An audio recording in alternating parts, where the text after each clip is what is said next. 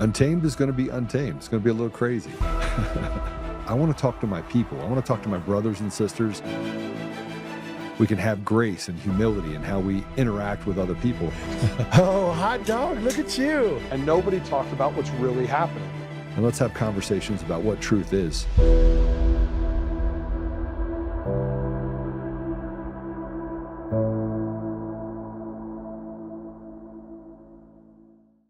Within Dominion and over to Belgrade, Serbia, to his head of development in Belgrade, Serbia, where they're instructing the guys in Belgrade, Serbia to come on and change the results in Antrim. Those results, the reason they went through different versions and it took so long, because there were guys in Belgrade VPNing into the back of the machine and creating virtual machines and altering election results multiple times at the direction of people of Dominion. And the CEO was in on all. So that's all in the emails. So I kind of lose track of the lies. It's not an American company. There are developers aren't have security classifications. They're over in the head developers in Belgrade, Serbia, and they do have access to the machines, and they are in fact changing results in that 3-week period while Antrim's trying to come up with some result. The reason it kept changing was they were trying to make their lies line up. So that's in the emails. So we've known this since 2023. Hey, welcome back. It's good to have you back after the Memorial Day holiday. I took a couple of days off. You'll notice that I wasn't on social media for the last 3 days. I needed to kind of regroup and take a little bit of time. Touch grass. I tell people to touch grass quite often. Like every time somebody goes and says something or does something where I'm like, oh my gosh, I don't think you're seeing it right. Go touch grass. So I went and touched grass. I took my own advice and got out for a little bit and had a little bit of a good time. This is, Patrick Byrne I was on the phone with earlier today, and we were talking through some of the lies that keep being perpetrated by Dominion and people in it, people like Eric Coomer, John Paulos, and how the substructure and the way the organization works allowed them to hide behind private equity firms and, shell companies, and how Dominion in Serbia then became Dominion in Canada, that became Dominion in the United States. And they were able to circumvent the election systems, but also to create parallels with ES&S, Smartmatic. Smartmatic, by the way, owned Sequoia Voting Systems. And we have these emails. We have all these emails. More importantly, ODNI has these emails, and we very much so know now that the CIA was deeply involved in the destruction of our elections and the stealing of the voice of the American people. I built a model and I was going to put it out on Friday. I'm going to go through that with you over the next few days. But let's just talk about all the things that are happening inside of our government. It's a government at war with itself, and the American people are the ones that are fighting over it. And so I did this video on Friday or Thursday, excuse me, where I walked through going back in history to the Magna Carta in the 16th century, and how it was the first time in the history in modern history, even going back to Roman times, that you saw that the power structure, it used to be that the laws were below the king, right? And so the king basically had all this power, could act with impunity, do whatever he wanted at any time, and the people were basically the subjects. Well, during the Magna Carta, what it did is establish the rule that goes above the king. And now the laws of the land even hold the king accountable. So what's happened in the United States, in large part, what's also happened around the world, is that the line of laws, this is the rule of law, the rule of order, the rule of just being a good person and running a civilized society. The reason why it's out of whack is because that law of being everything is below the law, legislative branch, the judicial branch, has now been moved down. And now we have special interest groups, we have the judiciary, we have the legislature, and we have the executive branch. We can't ignore that as well, because there's been lots of things. You have the auto pen and other things that have been done, and they protect each other. And you can see that the elitists and the power structure, the powers to be are above that line. They're above the law. So Americans are largely subjected to laws on a persecutory standpoint, not on a prosecutory standpoint. And this is what happens when you have a breakdown of societal norms. And frankly, that's where we are right now. We're in a place right now where our country is hardly recognizable. So are other countries around the world. And you could only get here if you stole the voice of the people, because people tend to be pretty rational collectively. But you can take away that rationality if you replace it with the appearance that these are representative of the people in the community. And then they can act with impunity and change laws and legalize abortion up till birth and cut off penises and change the rule of what a woman is and create all of these really crazy, wacky, ridiculous things that we find ourselves debating, which are not up for debate. It's not up for debate. It really is the dark side that we've been able to uncover and say, well, this is ridiculous. And 2020 ushered in this world where they can just beat you with impunity if you don't follow what they say you have to follow. So this gets to the part of the stolen election system being the symptom. And then we have all these people in government, like Tulsi Gabbard. Well, Emerald put out this thing of why did Tulsi retire? So let's put this up. Several sources confirmed Ratcliffe's CIA did take back boxes of files from Tulsi's ODNI. How in the world did the CIA come in and do that? A number of ODNI agents have been threatened by Ratcliffe's CIA while being investigated themselves for looking into matters of CIA considers off limits. So who are these people? I was contacted recently because Tulsi wanted to talk with me. That meeting was stopped by Tulsi's chief of staff, Alex Henning, I'm told. I'm also told there's an open war inside the U.S. government between CIA and ODNI that has now reached the White House. Several members of the ODNI were recently removed or quit who were integral to investigations into election fraud and voting machines. Their role was to verify the technical accuracy of voting data. Without their expertise, these election fraud investigations could be halted. In October of 2025, the infamous Dominion voting system was purchased by a new entity, Liberty Vote USA. Details of that sale were kept private. Again, this is us, by the way. We're the public, and it's kept private. So your voting systems is hidden behind a trap door, a black wall that doesn't allow you to see what's going on in our country. This appears to be a simple name change, according to my sources. That means Dominion will operate as usual in upcoming elections, stealing elections with impunity. That's where we're at right now. Now, I want to point something else out. Dominion voting system sued everyone under the sun. Eric Coomer came after me. They wanted a proxy to be able to come in and shut Joe Oltmann up. And they figured, this is the easiest way to do it. We got a guy that's a system architect, me, against a guy that's a doctor, highly educated. I mean, certainly he's of better stock than I am, for sure, right? I mean, given the fact that he got a PhD, super smart in nuclear engineering, understands energy decay models, wrote a doctorate thesis, which, by the way, I've read every bit of. I've learned quite a bit. I had to Google some of the things that they were going through and learn about some of the different algos that he had that were in it, of which, by the way, I can't talk about this right now, but man, there's so much to talk about and how complicated Eric Coomer is as a person. Now, with that said, here's what became noticeably clear. Dominion voting system did not sue me. They sued everyone else. Now, they sent me a letter saying that they calculated it and said, oh my gosh, please, we're not going to sue Joe.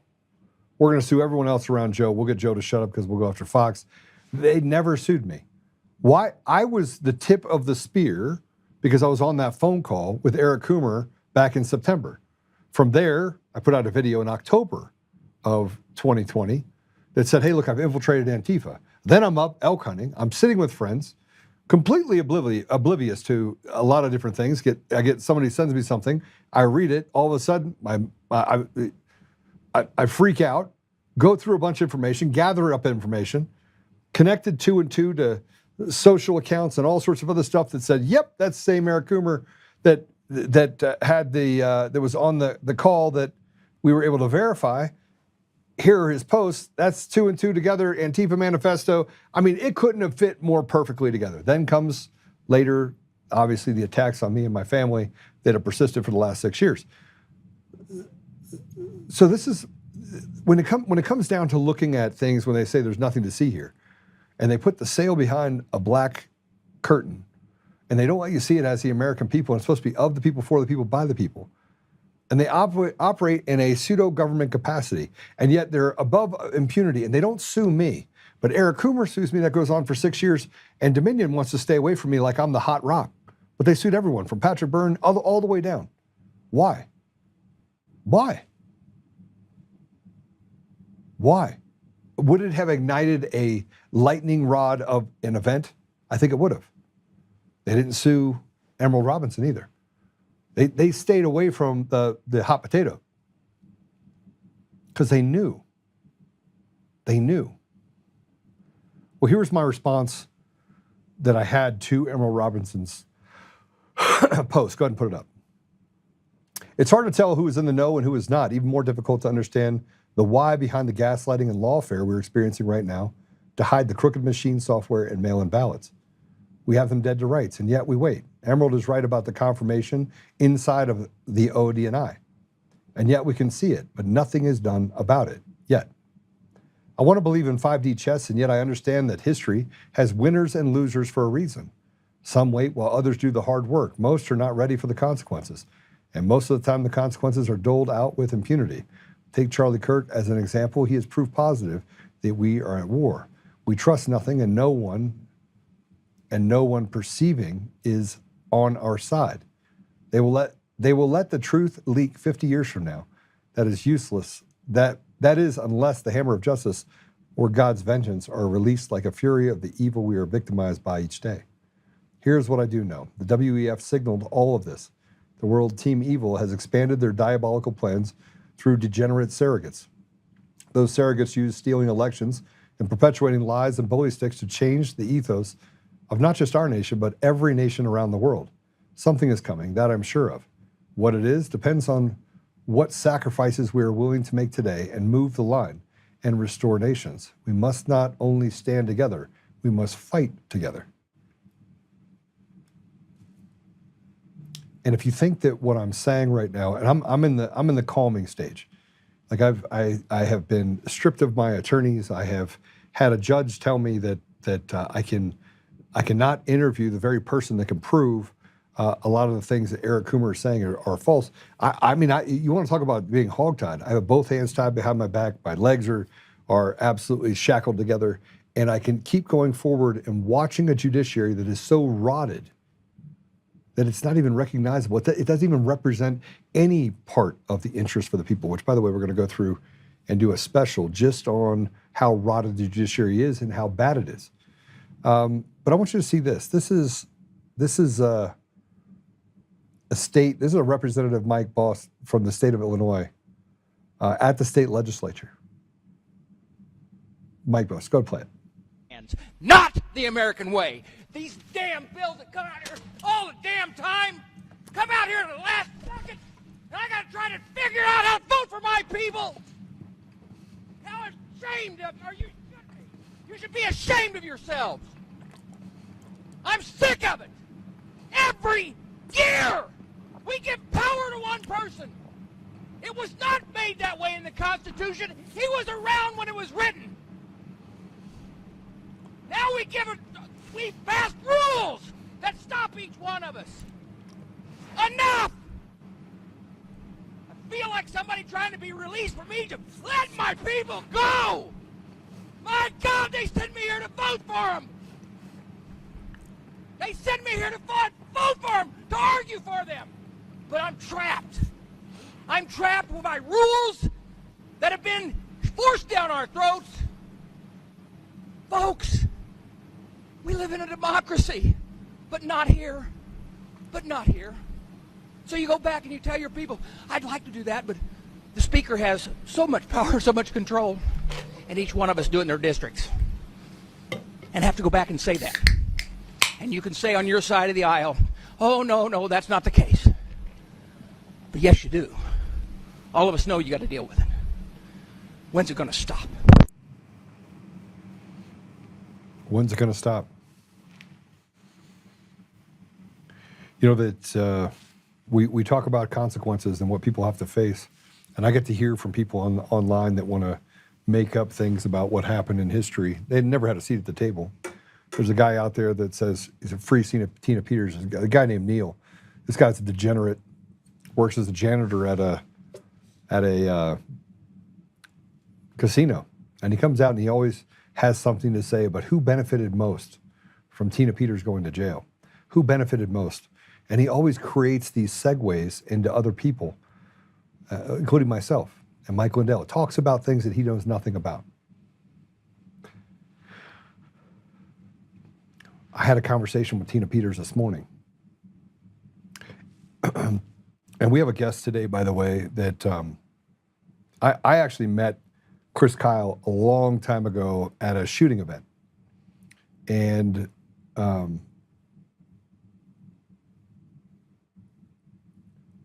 Chris was killed trying to help other veterans.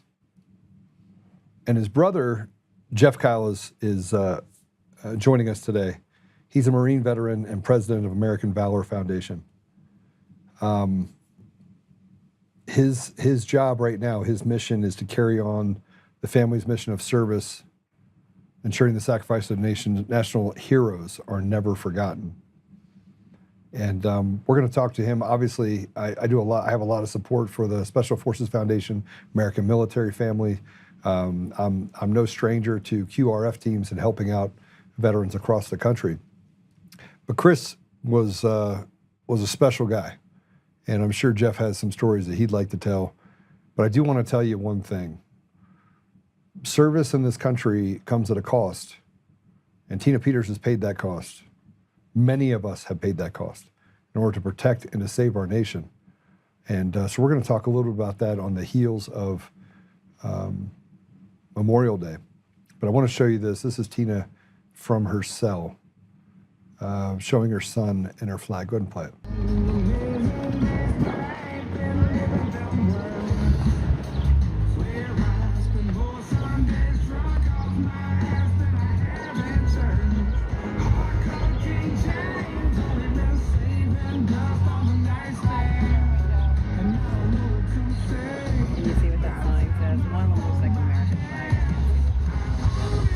Yeah, so one's the American flag, and I think the other one is her son. Because it looks like somebody in uniform.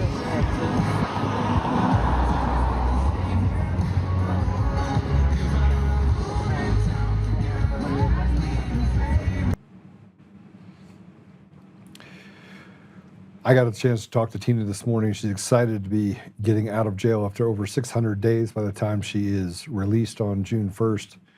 She's going to take a few weeks, recollect herself, and try to get back from the damage of being held as a political prisoner for the last 600 days. But now I want to just kind of segue that into some of the sacrifices that have been made. And with that, I want to welcome Jeff Kyle to the show. Jeff, welcome to the show. Appreciate you having me on. You're also a Marine veteran. Yes, sir. Thank you for your service. It was an honor to serve. Hasn't stopped yet, has it? No, it hadn't. I am. Just changed my uniform. Yeah. Or you just put it on underneath your skin a little bit. You can pull it back like you're Superman every now and then. Yeah. So you lost your brother, and now you're carrying on his legacy, your family's legacy. Tell us a little bit about the organization, because sadly, it's now coming up into my orbit after many years. So, Chris was always out there trying to help our brothers and sisters that were in need of some fashion. And, we all assisted in that when he was still around, but we just, he was the light of it, he was the face. He had the push and the pull to do all of it. So after he was gone, we had to just continue on and try to keep fighting for our brothers and sisters, whether the military or law enforcement or, any first responder, to help them, because a lot of places, the government, whether it be city, state, or national, they're not going to get the assistance that they need. They're just going to get turned away. So, it's organizations like ours, and there's a lot of them out there, but I know ours,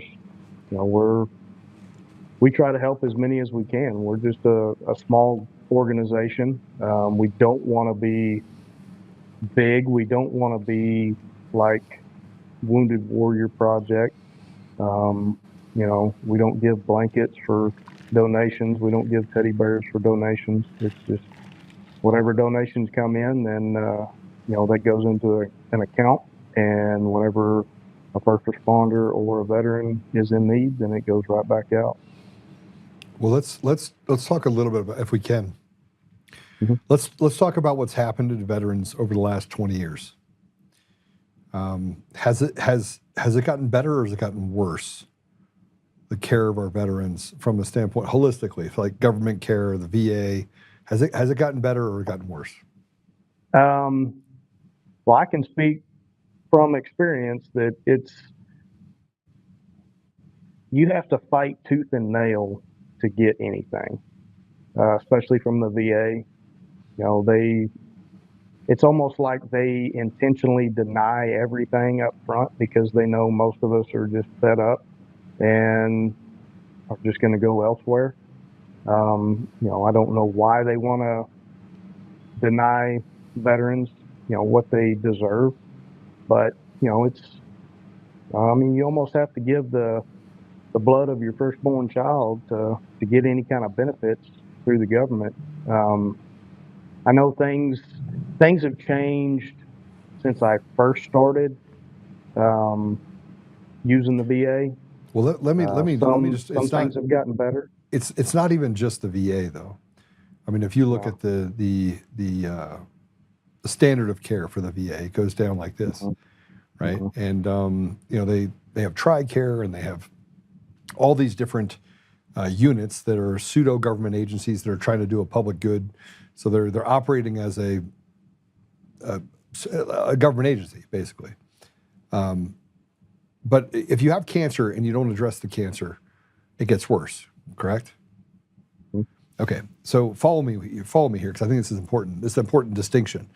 The rhetoric for we love our veterans is through the roof. Like it's like, oh, we love them. Thank you for your service. Thank you for your service. And yet the standard of care and the things that are afforded that they should get. There's certain things that the government, if they send you to war to do things, there's certain things that they should expect from you in dealing with their mental health, their physical ailments that are caused by injuries that are created by being on the job doing the things that you do in the military. And yet you have private industry and you have private nonprofits that are out there literally working tooth and nail, scrummaging up as many donations as they possibly can get, competing in that market, because the VA has become so ineffective in taking care of our veterans. It's almost as if they would rather them just check out. Right. And yet it should get better. I mean, with the amount of, I call it rhetoric, but good rhetoric or bad rhetoric, still rhetoric. That hey, we want to be. We're thankful for our brothers and sisters that served.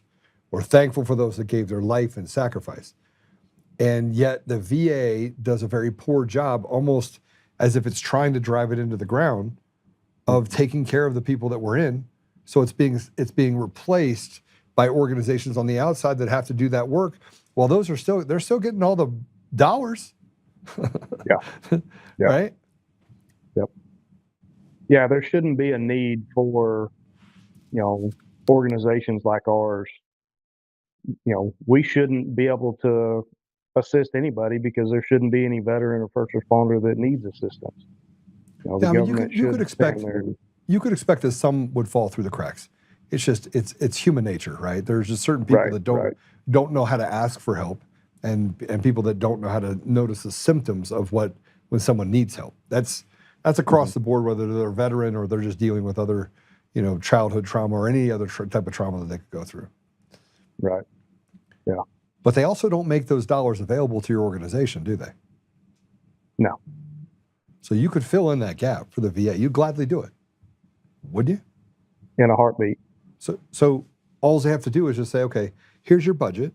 You have the dollars for this. You don't have the capacity to take care of them because obviously you're letting them walk through the door. Why don't you help fund the organization so that we can do it on the outside because we actually care, because we're veterans taking care of veterans. Right. Yeah. That would take the limelight out of them. But they do such a poor job. It's almost, it would almost be better for them. Yeah. I mean, they say that they're helping because all they're doing is, they're throwing medications at everybody, sending them packages full of pills just to, put a Band-Aid over it and, make them like zombies so they don't feel anything. They don't see anything. They're there. They're not even present. I saw a statistic that I wanted to share with you, and that is 41%, nearly 41% of the homeless population in the United States are former military. They're veterans. I believe it. 41% that are living on the street. Mm-hmm. Talk to me about what your organization does.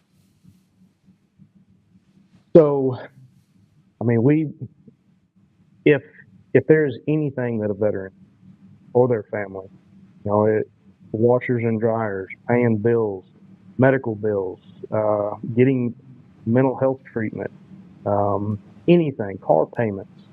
I mean, we've done literally everything out there that we can think of to assist these men and women. I say this on a lot of things that I go on. We went and got a guy's wedding ring or his wife's wedding ring out of Hawk because he was at the VA at a in-house treatment for, I think it was a 9-week program, and he was the sole breadwinner. Well, his wife couldn't pay the bills because he was at the VA and not getting any benefits at that time, and she had to go hawk her wedding ring, so they could pay the bills. I talked to him at the VA, had one of the counselors actually contact me and brought me in, and I spoke to him, and he told me the whole situation. So we paid their bills for a few months so he could get back on track, went and got the ring out of Hawk and gave it back to his wife. I mean, it's simple things like that are overlooked. I mean, when somebody is actually trying to get help and trying to better themselves for their family and for the general public, and they still can't afford to pay their bills because they are getting that assistance that they need, that his own wife had to go get rid of her wedding ring to pay the bills. That's pretty sorry. No, it's actually worse than sorry. It's but you're filling that gap. How do people find you? How do people find the organization? Really just the website. I mean, we don't have billboards or commercials or anything.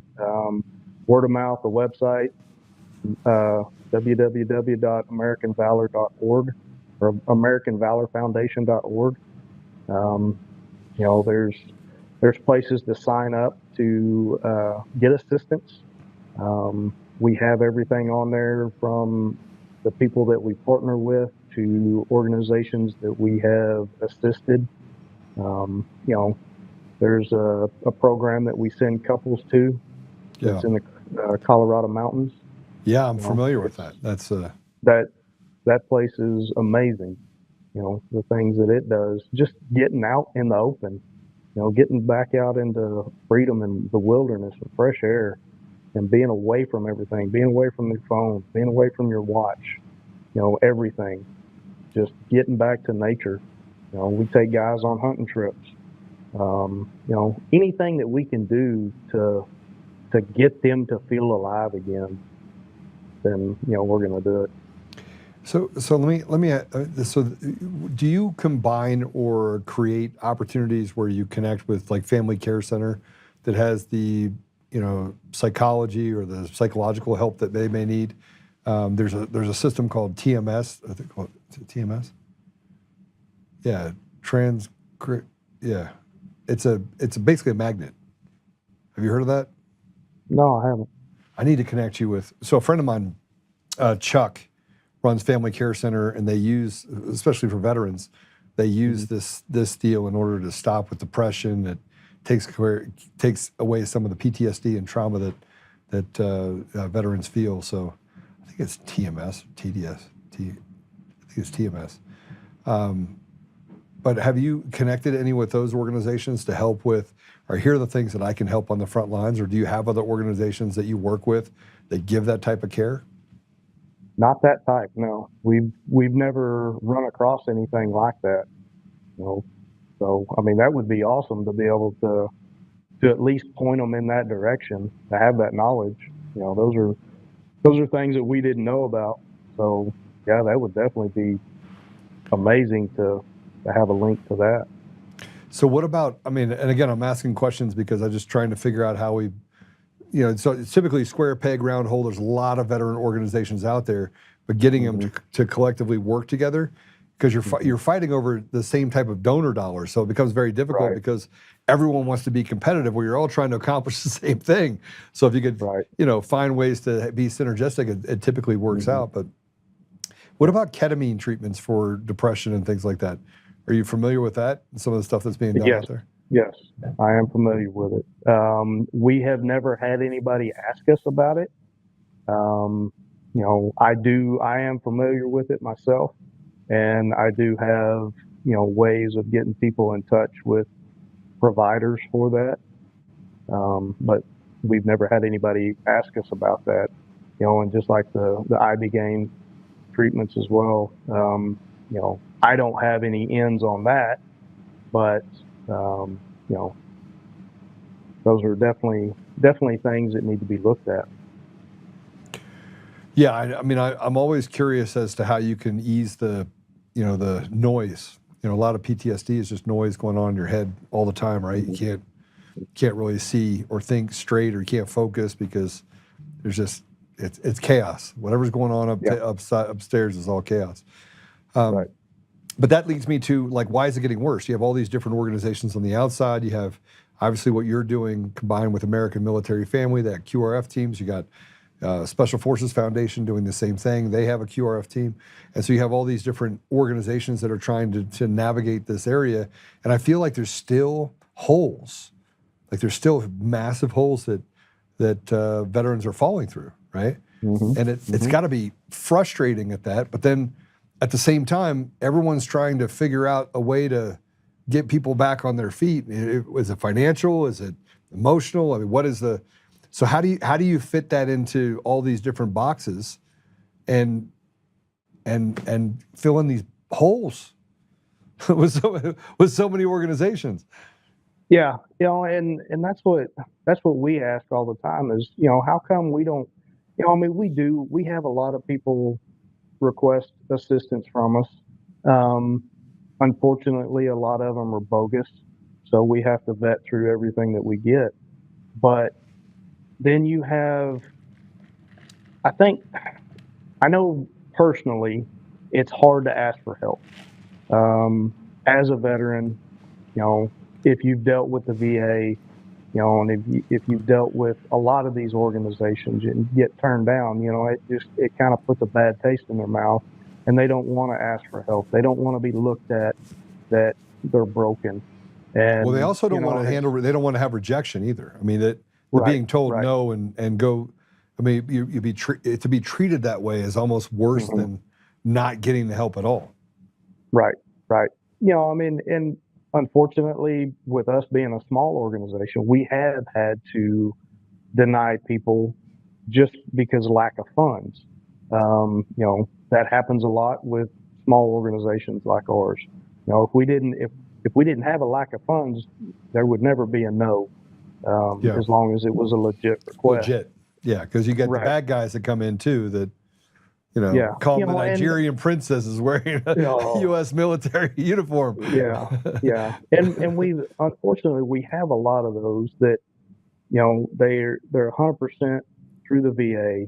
They have amazing jobs that they make a ton of money, and yet they're requesting assistance and we go back and we research everybody that requests assistance from us, and we look into them, and they're spending thousands and thousands and thousands of dollars on boats and cars, and getting their man cave together and all this kind of stuff, things that aren't necessary, and still they're living outside their means, but yet they're trying to get help.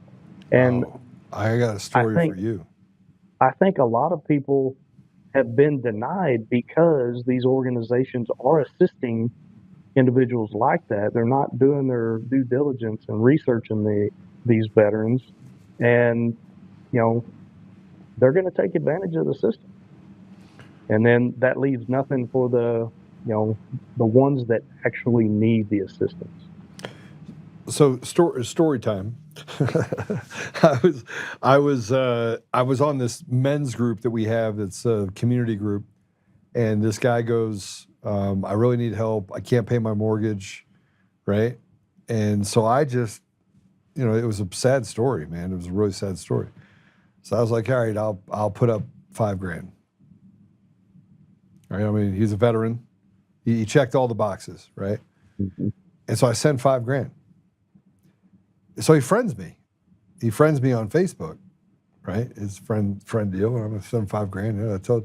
And it went through this thing called Dad's Cash Rock. And the next week, he's in Mexico drinking at a resort, sitting in there living his best life. Bro, I haven't been this angry. I was pissed. Huh? I was pissed. Yep. I could have gone to Mexico too. Right? Yeah. So because I'm not built that way where I shame people, I privately send them a text message and they block me. Oh, well, yeah. Right? So I went back to the group and I was like, here's what you need to know. I already knew it was going to be a problem, so I took pictures of everything. And it's one of the first times that I didn't do any of my due diligence. I just felt terrible, like all the stuff that he was saying. And turns out he's just a grifting what. Yeah. Right? Yeah. And Scam artist. yeah. So now he's on the 86 list. Yep. I'm not even sure he still lives in the community. I think the whole community is like, get out. Right. Yeah. Yeah. And, in my line of work that I'm in now, I'm in law enforcement. So I see it all the time. And these guys, men and women, they use it as an excuse. Yeah. And they play the pity party instead of trying to help themselves, being a warrior and continuing with the fight. Even though the fight isn't what it used to be, we still have to continue the fight. And they're just sitting back and wanting handouts and, sticking their boo-boo lip out and, hey, feel sorry for me, give me this, give me that. And, it doesn't work that way, And then you've got all the immigration, everybody coming over here illegally gets free everything. So it's kind of it's a slap in the face. A lot of guys are going towards the homeless, it is. They're secluding themselves so much that they're going and living in boxes under bridges and in the woods just to get away from themselves, away from society as a whole. And it's wrecking families. It's literally wrecking families. Mm-hmm. And so people that take away from people that really need it, it also makes me, I pause now. Every single time I go to give or to do something, I pause and I'm like, is this guy legit? Right? Yeah. And I shouldn't have to do it, right? I shouldn't have to do that. But our system has become almost shameless with the amount that people are willing to take. I don't. So I met Chris at a shooting event in Minnesota. Man, what year was it? I own gun stores and range. I'm partner in gun stores and ranges. We're one of the largest seller of guns and ammo in the state of Colorado. And I think I provided, or we supplied, a bunch of ammo. He was doing a shoot with a bunch of veterans. And, you know, one of the things that you've said, is that Chris possessed the purest form of patriotism and love of country. And when Patrick put that up, I was like, that's what I saw when I saw Chris. Mm-hmm. Like, this guy was driven in a way that is just not normal. Like, almost in a way that he could heal himself while he's healing somebody else. Yeah, and honestly, that's why he did a lot of it, was because it was healing to him. Yeah. You know, when we can give a gift of happiness, joy, anything like that to one of our brothers or sisters, you know, I mean, that if that doesn't touch you yourself and make you feel better, then something's wrong. You know, you got a lot more going on. Well, and ultimately he gave up his life serving veterans, which the irony of it is that, you know, he wanted so badly to heal other people that he let this wall down. The wall that had protected him for so long in the military became his greatest weakness in the civilian world. Mm-hmm. Yeah.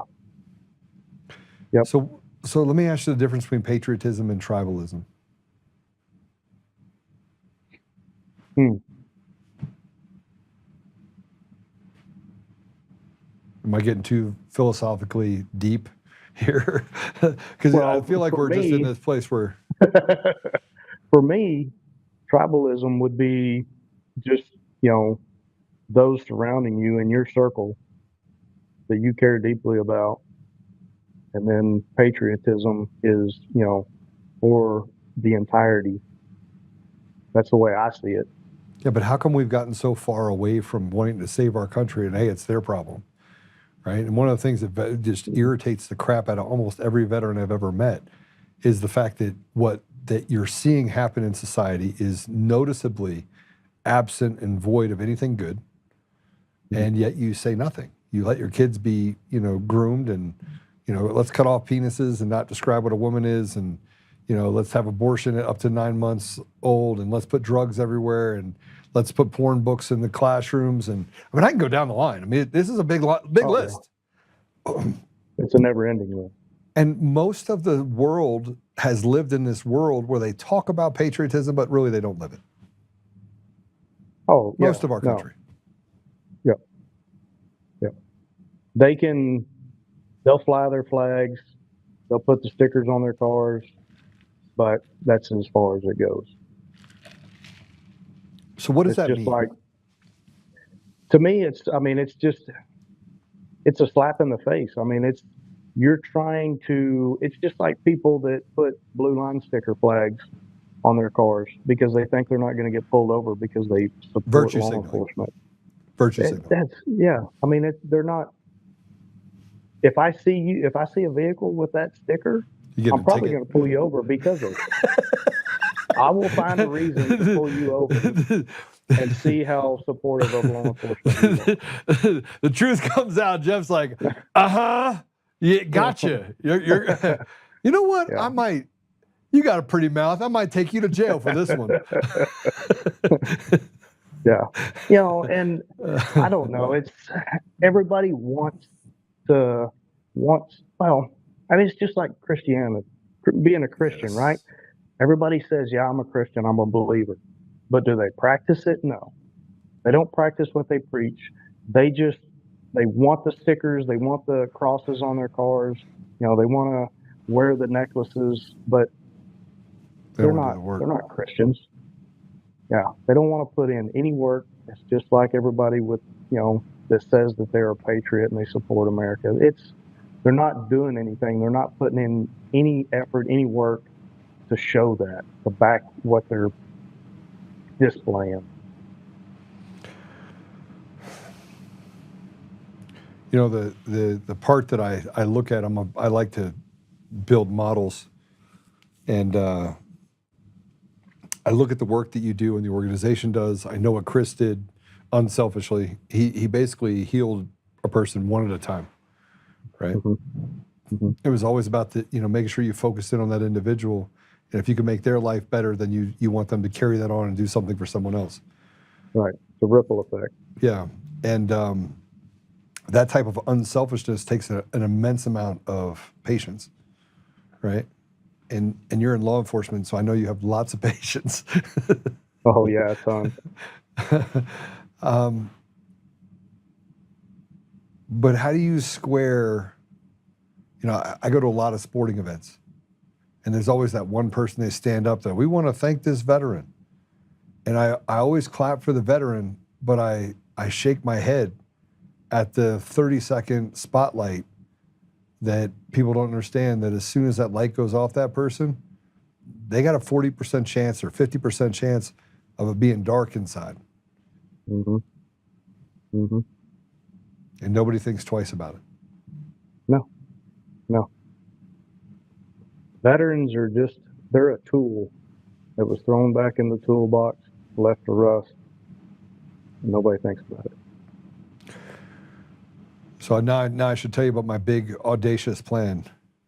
What if we got all the organizations, the veteran organizations, to come together, legitimate ones, not the ones that pay their CEO $5 million a year to glad hand and pass out money to their friends, not those type of organizations.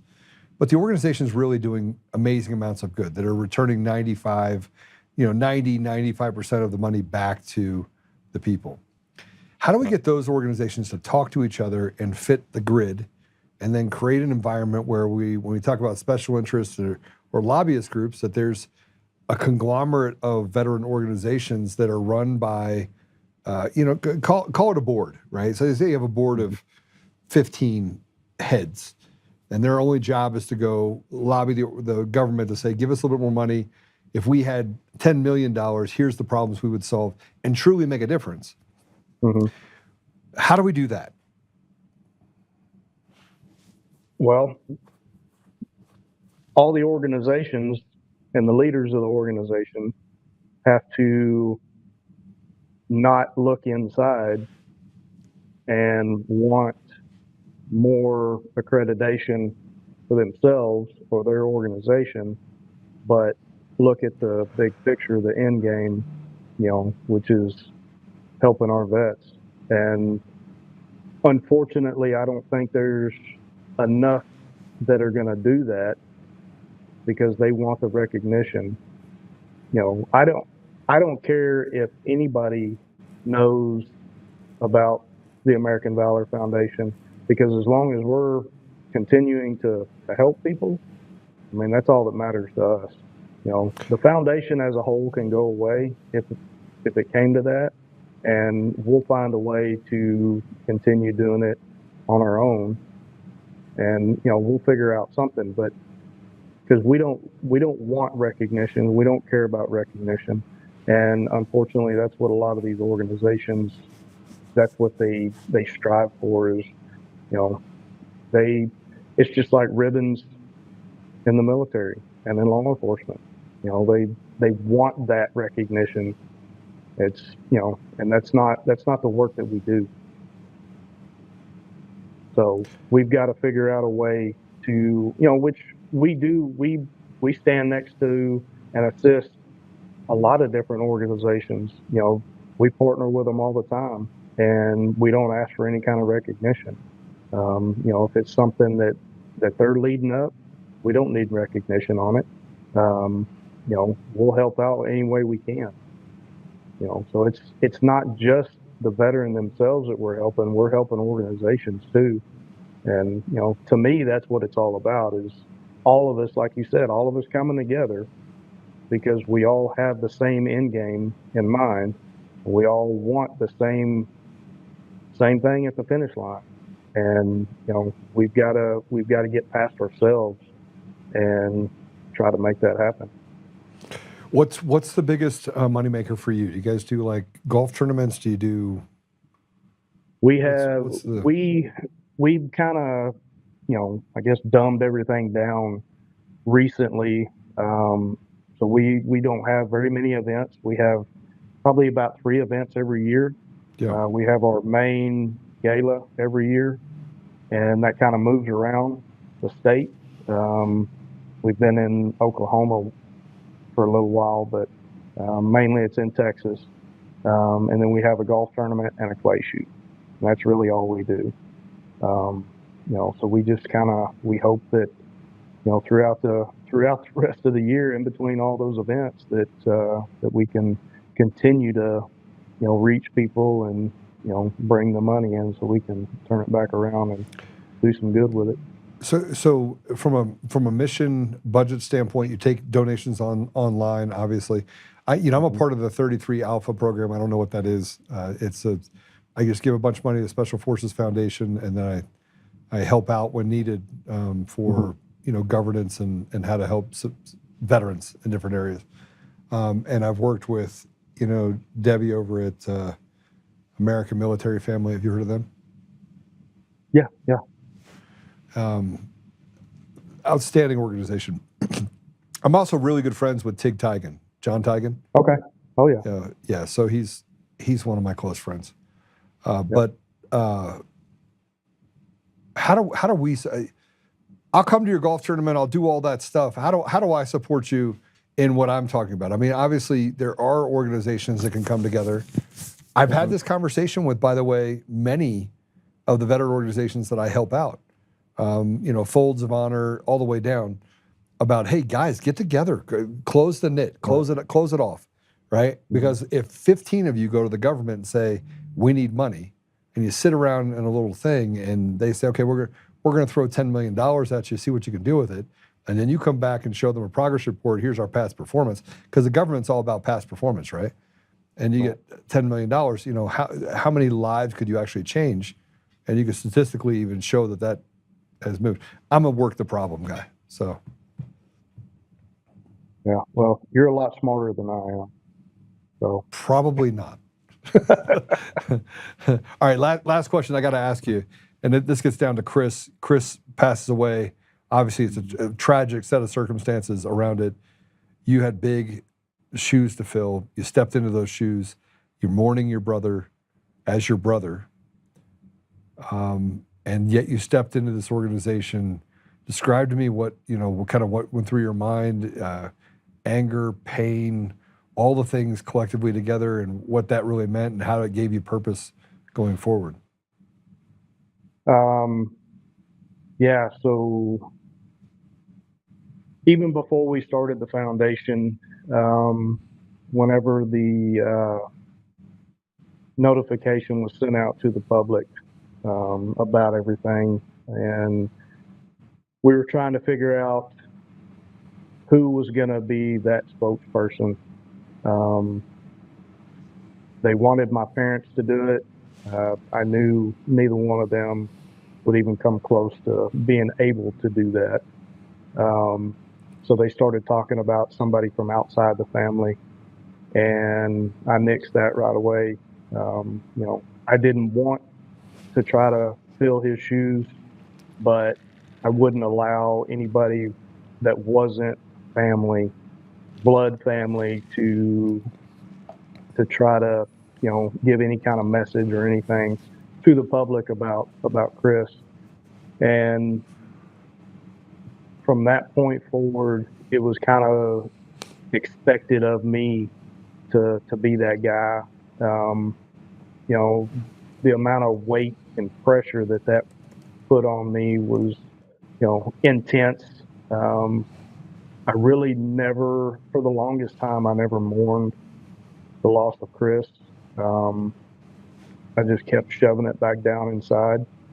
And on top of dealing with everything else that I was dealing with through my service, I never got a chance to really deal with anything. I kept myself going and didn't seek any help myself, didn't take time for myself. I was pissed. I was hurt. You know, I had lost my best friend. You know, not just my brother, but my best friend. And I was lost. I really didn't know what to do.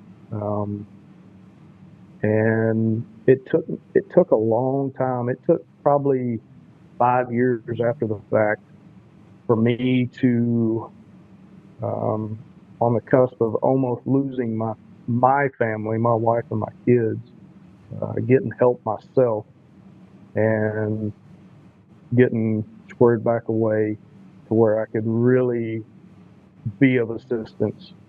And one thing that kind of, besides my wife giving me an ultimatum, was another Marine veteran who basically called me out after I went and talked to a group.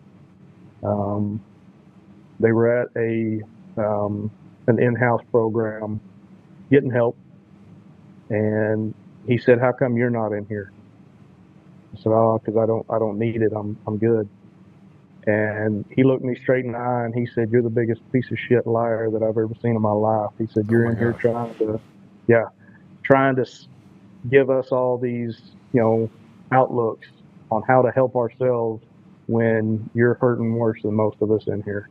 And some of these guys in here are taking a seat that you need." And at first I was pissed off, but then I was like, you know what? You're right. You're absolutely right. And, you know, that was kind of along the same time that my wife pretty much gave me an ultimatum that to get my shit together, or, you know, I lose her and the kids. So I did that. And to me, I was able to be a better version of me to help more people after I did that. I was able to kind of heal some of those wounds from losing Chris, and, you know, figure out things that I had gone through my service too. You know, kind of get everything where it needed to be. And, you know, so, and I think that's what that allows me to do better in my career path now. Yeah. I'm able to see, I guess, kind of see through the smoke on a lot of folks, a lot of veterans, because I interact with vets all the time. And, you know, I've had some bad experiences and I've had some really great experiences. And, you know, I get called to the scene on a lot of guys that are veterans, just because of how I'm able to interact with them and see through, you know, if there is any smoke. You know, but kind of talk them off that ledge if need be, because I can relate. You know, I've been there. I've been in their shoes. You go through the strife that happens by being a Marine. You join law enforcement. You lose your brother. You deal with people that try to steal from those that need help. Those would harden a man. You know, my brother was murdered by a police officer in 2017. Got away with it. And I grew up hating police officers. Like, FTP was a real thing. You know what that means? Yeah. Oh yeah. Oh yeah. Yeah. No. And I hear it a lot. you know, we 5-0 meant you were running. Like, you just beat feet. It didn't matter if you're doing anything wrong. You heard the word. If you heard 5-0, you were off. And I grew up in DC, and so before my brother died, I have strong relationships in the community with police officers and things like that. I believe that shitty people is individual. It's not a collective team sport. So the police are not collectively bad. You just have bad apples, right? And frankly, if you want to stop some of the recidivism that happens in the community, actually start taking away qualified immunity for judges, not police officers. Sorry. Right, because they're terrible. But it took a lot to reconcile all that, because I had all this trauma. Call it trauma. I mean, I had a shitty childhood, right? And I grew up a hood rat selling drugs. Sorry, I mean, hey, I found Jesus, took me a different direction. But But I had to reconcile the way I grew up and the things that I knew with what I had become.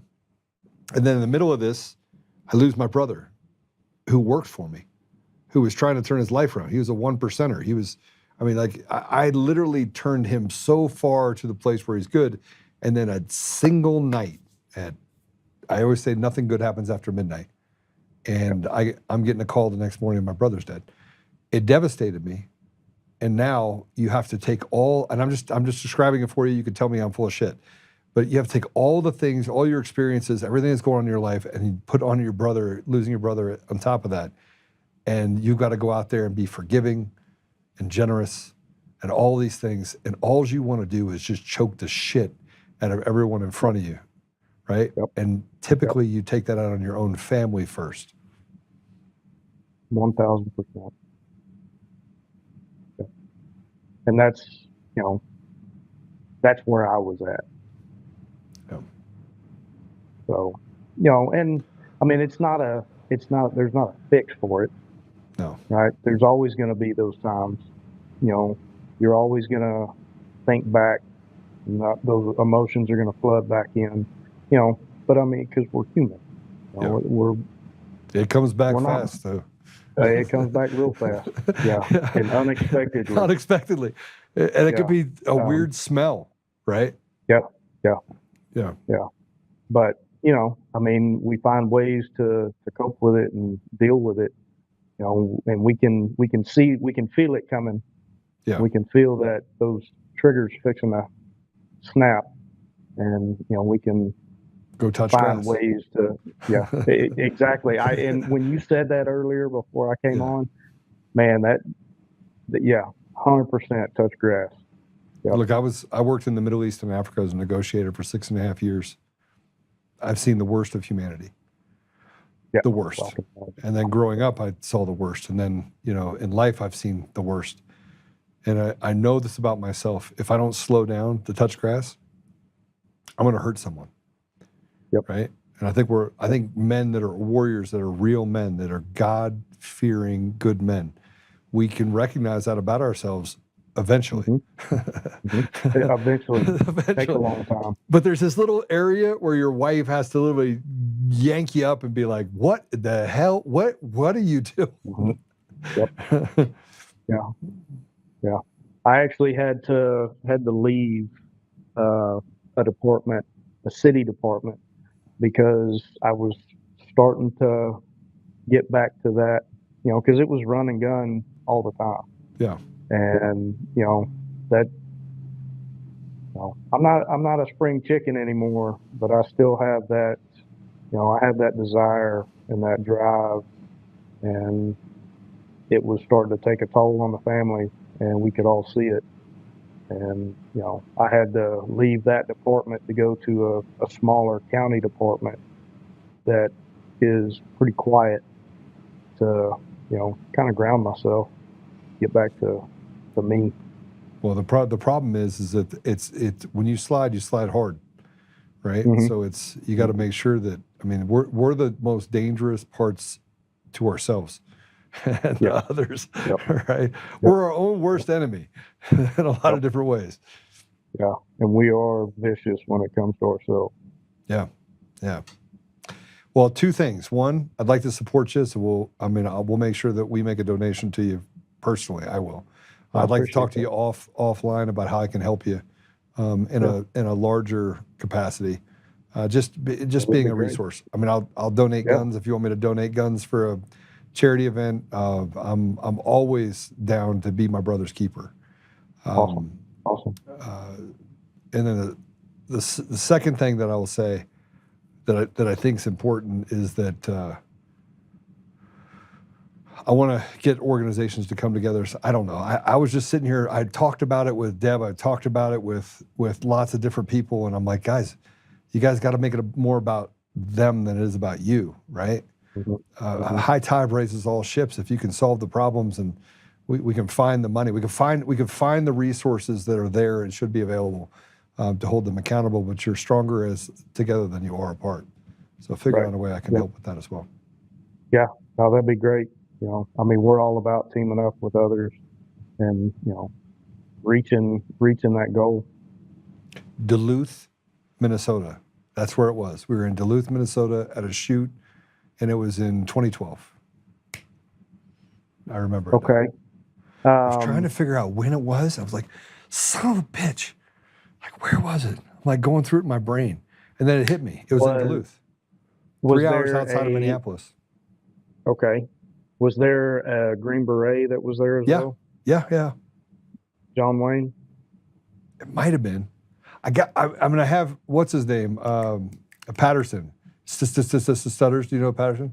I don't know him, but yeah. So I make fun of him every time I talk to him. He's like, what's up, Joe? I'm like, nothing, brother. And he appreciates it. Everybody else is like, you're so mean. I'm like, you have no idea. Yeah. So that Green Beret, John Wayne Walding, I'm sure he was the one that was with Chris at that shoot. Yeah. Myself and John would actually go back to that location several times up until probably 2017, probably. Yeah. Is that when they sold the property? Was that well, when... that might have been when they sold it. Yeah. I think you're right. I think it was right after we stopped going up there was when they sold it. And new owners came in. Yeah. But yeah. Little commie bastards. Didn't want... I'm just kidding. Kinda. Sorta. Really, yeah. Not really. Yeah. No. Yeah. Minnesota's a little different. It's so different. So different. It makes you want to choke them out a little bit. See, that's the part of me that wants to come back. It's like the little devil over here. It's like, choke that guy. Yep. You did remind me never to, like the whole blue line flag on my car. My wife was like, we should put this on. I was like, nope. You're likely to antagonize someone. You just proved my point. Yeah. There you go. Yeah. You either get broke into or you get pulled over. Yeah. Neither's good. Neither's good. Nope. Oh, brother, it's so great to have you on. Thank you for joining me, and thank you I for appreciate you having your service, and thank you for your continued service. Likewise. All right. Likewise. Yep. You too. All right. I'll pray for you after the show, and I'll make sure I reach out to you afterwards just to say what's up, awesome. what's up, see what I can do with you. I appreciate it. All right. God bless Thank you. you. Right. Likewise. These are the type of conversations that may not be as important to you as they are to me. This is therapy for me in so many different ways. It's amazing to just have a conversation with someone that you can see so clearly, and not from the same life experience, but just from the same perspective of just how you see things going forward. And what's interesting about Jeff is that he's carrying on that mission, but in the middle of all of it, he had to rebuild his own house. I don't think you guys caught that, but that just the ability to have, regardless whether it's forced or not, to get to a place where you recognize you have to rebuild your own house as you're helping others build their house. That takes an immense amount of sacrifice and an immense amount of just sheer will. So we're gonna take a break. When we come back, I got a ton of other stuff to talk to you about. And you know, we need to start separating the wheat from the chaff. We need to start putting good people on one side, not based on left or right, just good people. And I think you could start, arguably, you could start just left of center, and that's 99%, and go to just left of the far right. And this is a group of people that are actually pretty reasonable. But the people that have become the spokespersons for the public, frankly, should be taken out to the woodshed and whooped a few times. They act as if they are the arbiters of reality. They're the ones that speak for us. They don't speak for us. They don't speak for us at all. So we're going to talk a little bit about that and what should be done about people like Don Lemon and others that have really done some huge amount of damage to our communities. We've got to get back to the people's party and the fact that we're caring for people in our community. And these people try to make it impossible to do that. So we're going to talk about that and more when we come right back.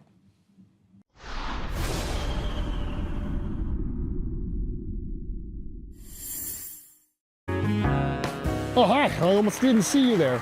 Welcome to DCF Buns, where you can find the freshest buns in town, if I do say so myself. Our master bakers teach class every week, so whether you're new to baking or trying to improve your culinary skills, we got you covered. And we can help you bake the cake of your dreams. We'll even clean your cake if you want. And if you don't want to bake anything yourself, we have loads of fresh buns available in a variety of shapes and sizes. Check us out at dcfbuns.com to learn more. DCF Buns, we keep the buns hot and the deals hotter. Buns. In every thread, in every stitch, Honor-Bound USA weaves the fabric of the American spirit. It's not just apparel, it's a testament to God, family, and country. At Honor-Bound USA, we're a family of patriots who put our faith, family, and America first. When you visit our website, you'll find a line of products that embody our commitment to pray, stand, speak, and act. As the official site for the Untamed podcast, all of our products proclaim speaking the truth with courage. We also have the powerful documentary from Professor David Clements, Let My People Go. Identify yourself as one of the few who are willing to stand for what they believe in. Join the Honor-Bound USA family today. Wear it as a badge of honor, commitment to the values that shape us, and a pledge to the bright future we will build together. Because when you're honor-bound, you're not just wearing a brand, you're embodying a lifestyle.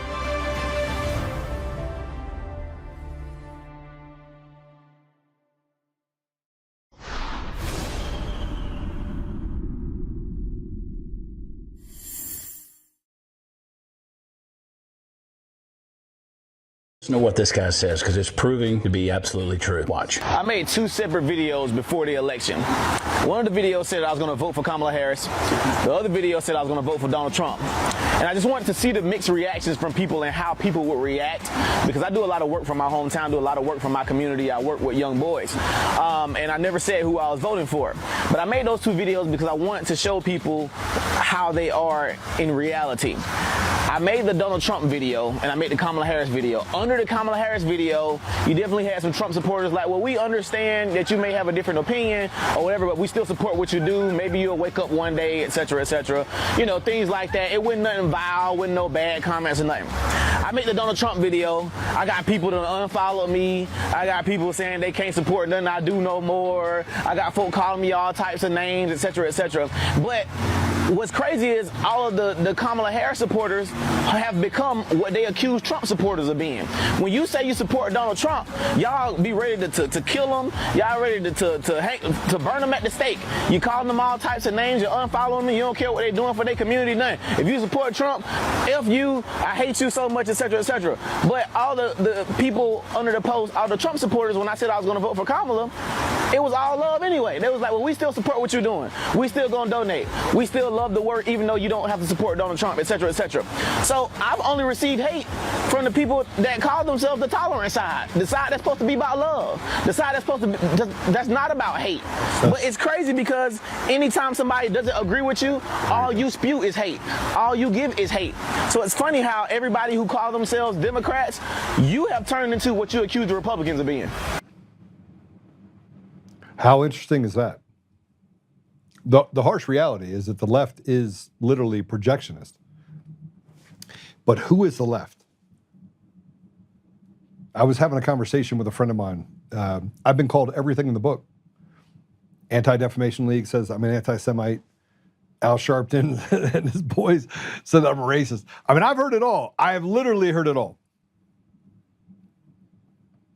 And these are the people that go out there, and this guy's just pointing out the obvious. That this social contagion of I'm a good person while you basically are advocating for the societal rot that exists in our society is telling. Now, as long as they can actually stand up and say it with us, you know, without breaking face, without getting angry, then we're supposed to see them as that they're not nuts, but they are nuts. They're advocating for the cutting off of nuts. They're advocating for some just weird stuff all the way around. And they tell us that that's societal norms. But it's not. They say that allowing for third world mentality to come and take over our country. And it gets worse than that. Every single day, there's 4 or 5 or 10 or 12 or 15 or 20 just spotlighted judicial decisions that are made. $5.6 million stolen by a Somali gets 6 months in jail. Well, geez, who wouldn't steal $5.6 million if you knew the only thing you get is 6 months in jail? Well, I could tell you, because that wouldn't be true of white people, because they would just throw the book at a white person, give them 55 years in jail, which happened. $1.7 million stolen in Nevada, 55 years. 55 years in prison. See, the yoke is not equal, because we live in a lawless society where radical leftists only care about the fact of whether or not the person that they're actually looking at is also an evil radical leftist. But let's be honest. Let's separate the good from the bad.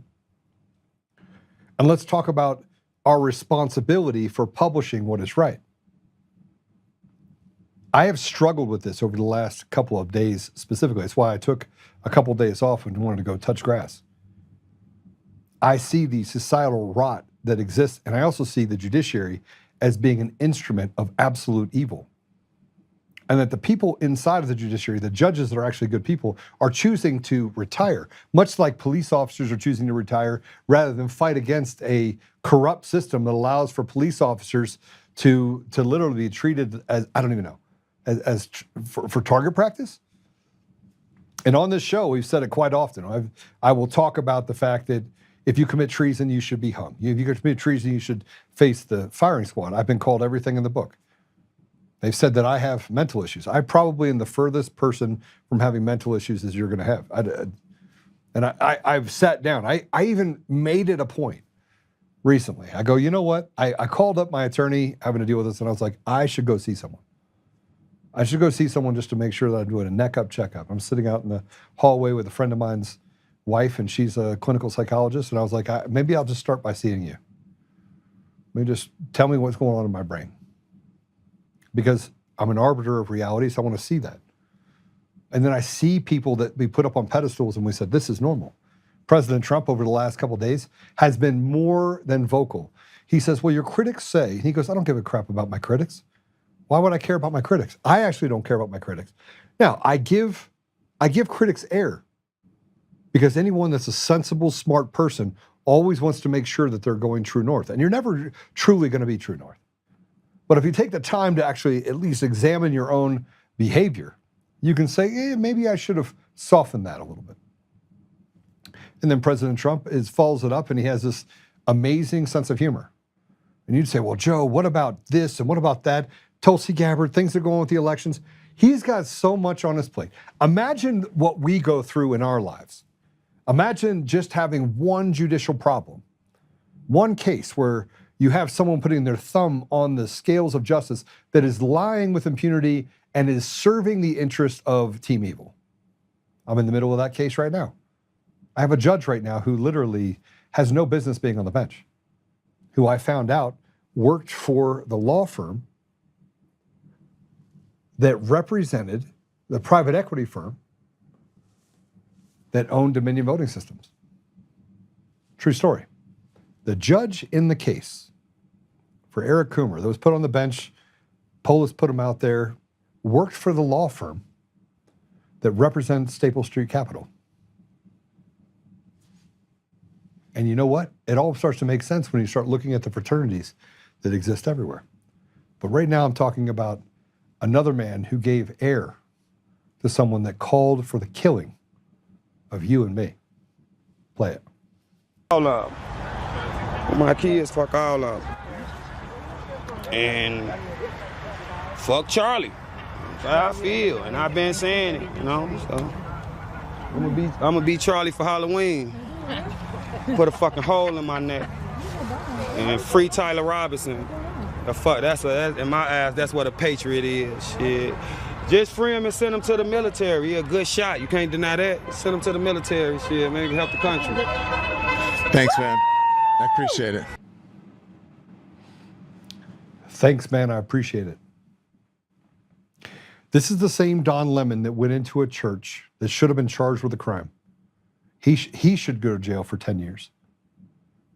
Don Lemon, this is the man who sat there and just gave air to a man who diabolically called for a murderer to be let free.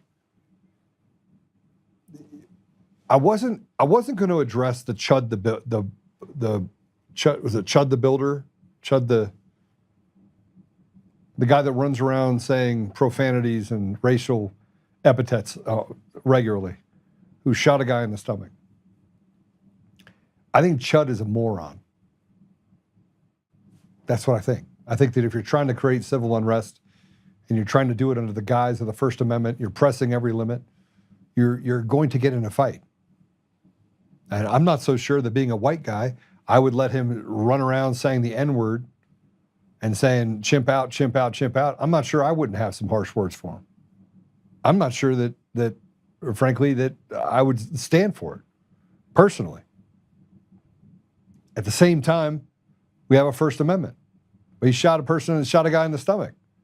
And in this case, it doesn't look like he instigated things. Shot a guy, ended up shooting himself while he shot a guy, which means he's not well trained. And thank God he shot him in the stomach, because had he been well trained, he would have put one through his heart. That'd have been it. Lights out. But we have a system that's designed for let evil people out. Let's go down to Texas. And there was a young man who stabbed a white kid in the heart, killed him.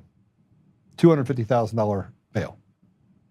Chud the Builder, whatever his name is, $1.25 million. And the guy down in Texas got a GoFundMe for over $1 million. No one tried to stop it. Chud the Builder goes out there, raises $500,000. The DA steps in and says, ill-gotten gains, people are not allowed to help you with your defense. Sets the bail at $1.25 million. It is as if the system is designed to do whatever the system wants to do, and that the law, the line of law is above the people. But above that line are DAs, government employees, you name it. They're all up here, the haves. And you got guys like Don Lemon that go into a church and terrorize people while they're in a position of faith. But if someone walks in and yells inside of a mosque or does anything to question the powers, as Jake Lang did, going to a Chud the Builder, whatever his name is, Chud the Builder. And by the way, I don't advocate for Chud at all. I think the guy is just he's a glory hound. You could like him or dislike. I don't care what you think. What I can tell you is if you walk out and you poke the bear, man, the bear is eventually going to poke back. There's 100% chance of rain at that point. Something's going to come down on you. I mean, you got guys out there, frankly, that would shoot their grandmother, and you don't think you're going to be able to walk out in the community and use the N-word and tell people they're going to chimp out and not have somebody shoot you? No, it's going to happen. And he's lucky he ended up on the end where someone just took a punch at him and he just shot him in the stomach. And he's lucky no one died. But the First Amendment is absolute. Short of going into a movie theater, it's absolute. You should be able to share your thoughts. And they said, well, social media makes it so that the message can go out further. There's always been a form of social media that existed. Radio, TV, it's all the same thing. Magazines, these are all ways that you can distribute, direct mail, you name it. You could have done it. And they're acting as if social media is somehow different.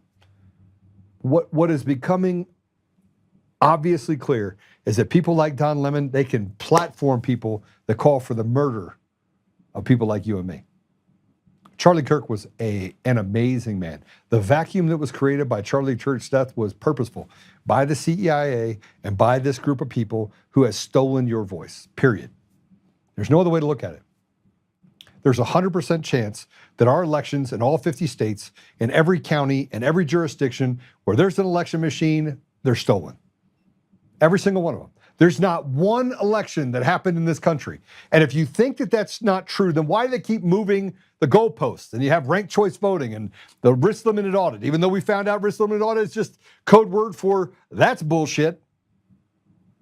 Because they have the ability to have stored procedures that are inside of the system that allow for them to pick and choose ballots they know are real. Therefore, they can bypass any amount of fraud that exists. And if what I'm saying is not true, then how come the systems that they use for elections are not transparent? And neither was the sale of Dominion voting systems to Liberty Vote. Why wasn't that public? You're doing a public good. You're serving as a government agency, and yet you're allowed to hide that from the American people. This is what's happening on the left. And you know what people are actually saying now? People are saying we've had enough. It's not a two-tier justice system. That's not what it is. It is tyranny that has captured our nation. And the people like me that literally have to fight every day, carry a gun everywhere they go, have to literally be on the ready at all times. We're the ones that get to suffer, while people that do really bad things in their community get let off scot-free. And let me just tell you how bad it's going. And how quickly it's going to, I'm telling you right now, the de-evolution of what's happening in the United States is about to come to a halt, and we know who they are. We know who have caused this. We know who they are. Well, I want you to see this. This is what's happening in Seattle. Play it. We just saw a Honda Element drive around here, so we got to put a stump over there, I think. You can't just illegally block the road because... Another conflict divides North Seattle's Greenwood neighborhood. It's either this or bullets in my neighbors' houses. Not gunfire, but how far residents are going to stop it. Our neighbors put these up in self-defense. The risk of emergency services not being able to get through here is greater than the good that they think that they're doing from putting up this. Makeshift barricades now block 3 streets off Aurora Avenue, and they're building frustration. And I just don't think that this is the right fix. It comes after residents like Kate and Peter say they've documented at least 8 shootings in about the past month within roughly 10 blocks of their homes. We celebrate when there's not a shooting. Until that evil is taken care of, we got to deal with this. Seattle requires permits to block or place structures in public streets. Unauthorized obstructions can lead to fines or removal orders. Kate and Peter say they were built over the weekend and say they don't know whether a permit was approved. You can't just move these makeshift barricades out of the way. And you can see here they're made of dirt, gravel, chunks of concrete, and even logs. But doing it yourself, I don't think is right. Some say it goes too far. It's not a good way to protest.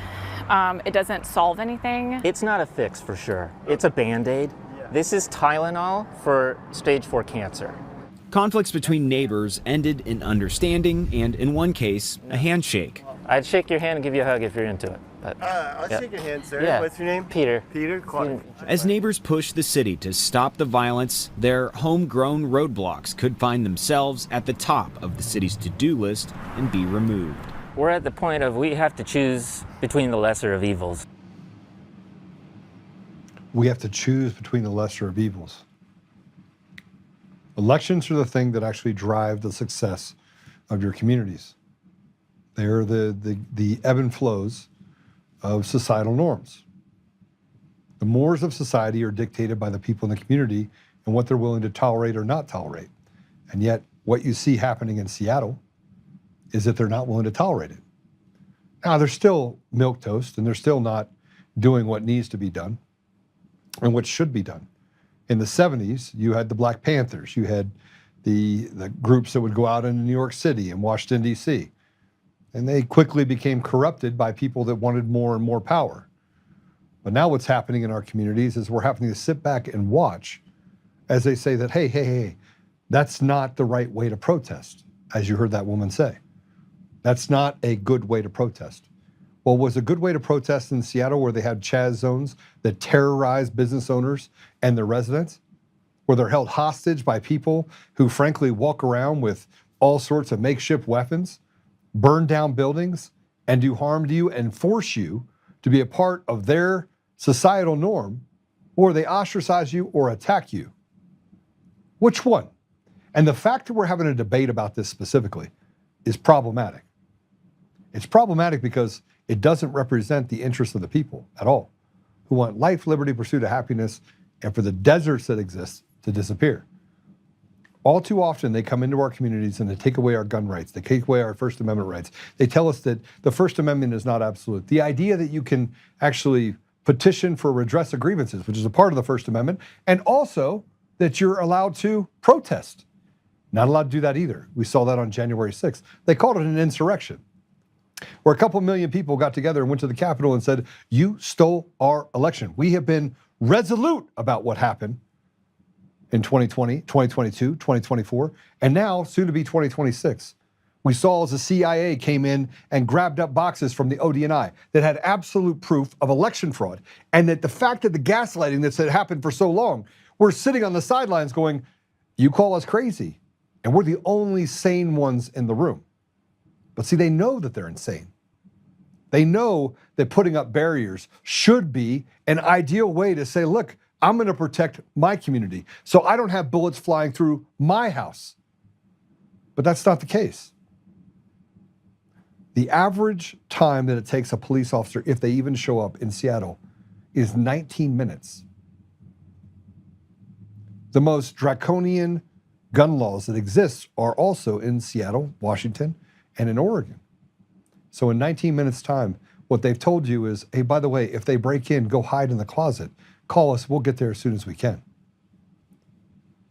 The idea of self-determination has gone to the wayside for become our victim.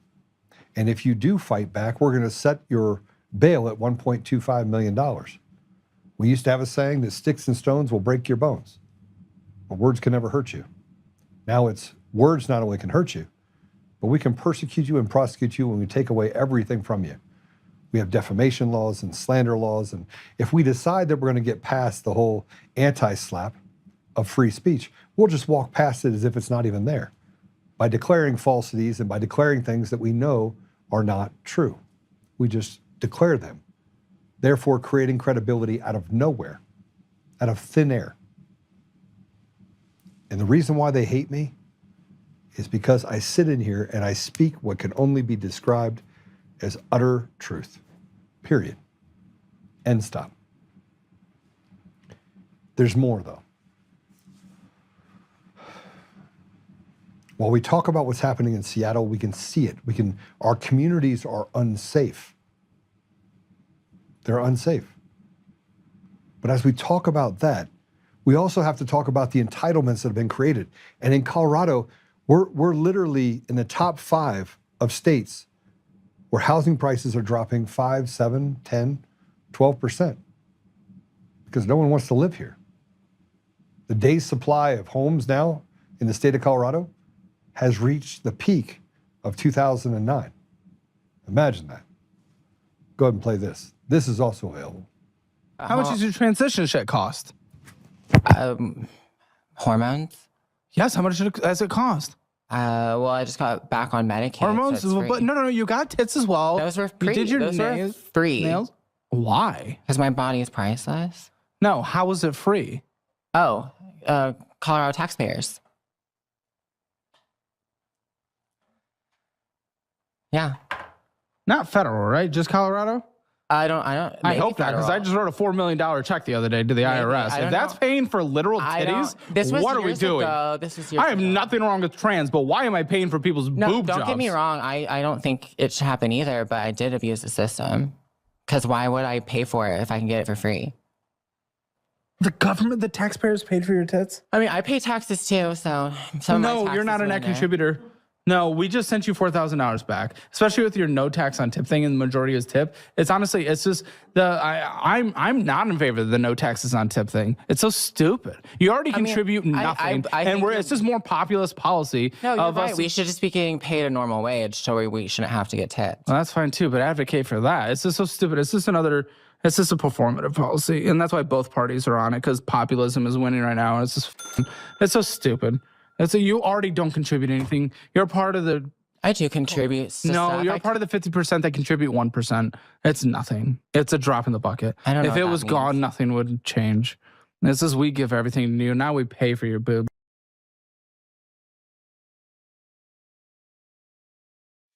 Colorado taxpayers paying for, and let me just tell you about this, transition free, the surgery is free, boob jobs are free, hormone medication free. In 2025, Colorado passed HB 25-1309, actually signed by Polis. It codified and expanded insurance protections for gender-affirming care across plans, including hormone therapy, breast augmentation, facial surgery, and more. Now, breast cancer survivors get implants free of charge after surviving cancer. So ask yourself this. After all this stuff, they get augmentation. They get their breasts removed for cancer. No. We have perverted the norm and we have normalized the perverted.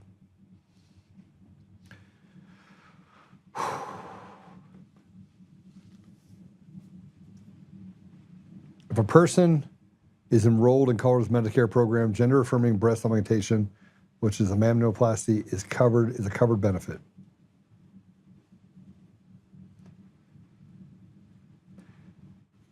And let me just tell you what they have to have for Medicare. This is going to blow your mind. The patient has to have formal clinical diagnosis of gender dysphoria. So they have to be diagnosed with a mental disorder. The state actually admits it's a mental disorder, and yet it promotes it to children in schools. You have to be 18 years old. You have to have completed 12 continuous months of hormone replacement therapy.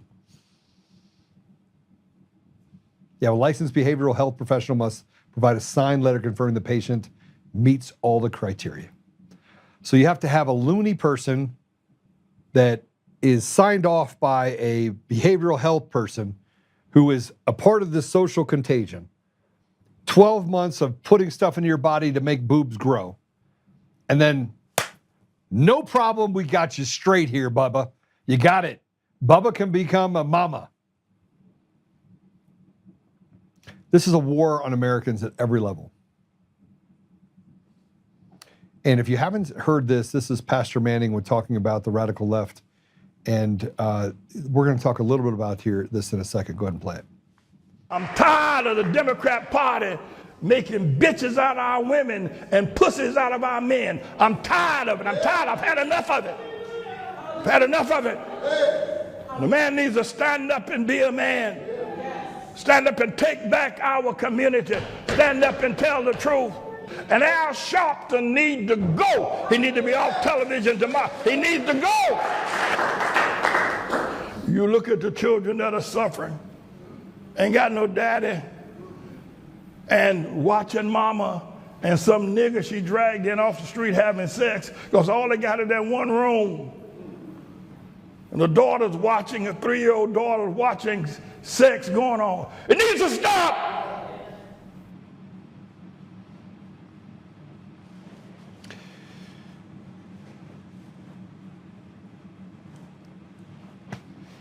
Divide, marginalize, keep us in a constant state of chaos.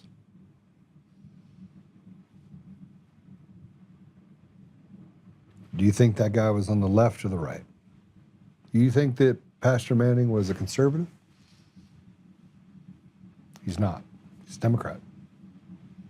I had to look it up. We all feel the same way. Democrats, Republicans, Independents all feel the same way. After the show today, I plan on doing a video that addresses some stuff that's going on in Colorado. So let this be my diatribe. Can you put up the comments, please, so I can see them?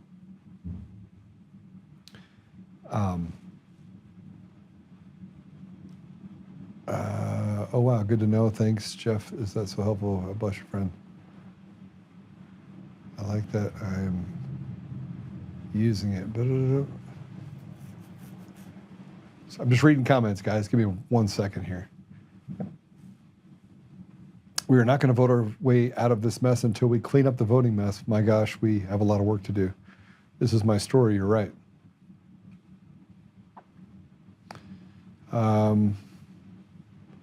Silver, where to buy, Joe? Give me a little bit. I'll give you the place to go buy it.